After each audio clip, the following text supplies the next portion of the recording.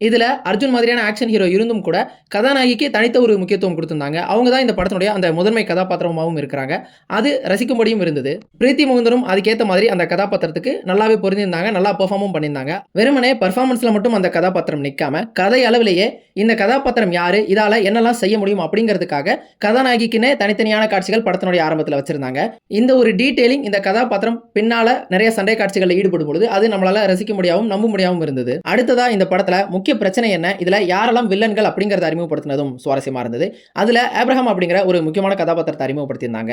அந்த ஒரு கதாபாத்திரம் ஒரு இன்ட்ரெஸ்டிங்கான கதாபாத்திரமா இருந்தது. இந்த ஆபிரகாம் கதாபாத்திரம் ஒருபுறம், அதோட சேர்த்து ஒரு போலீஸ் கதாபாத்திரம் ஒன்று வரும். அதன் பிறகு நம்ம கதாநாயகனோட குடும்பம். இந்த கதாபாத்திரங்கள் எல்லாம் இந்த கதையில எப்படி ஒருவருக்கொருவர் சம்பந்தப்பட்டிருக்காங்க அப்படிங்கிற அந்த இடமெல்லாம் இந்த திரைக்கதையினுடைய அந்த சுவாரஸ்யத்தை மெருகேற்றுறதுக்கு இன்னும் உதவியா இருந்தது அப்படின்னு சொல்லலாம்.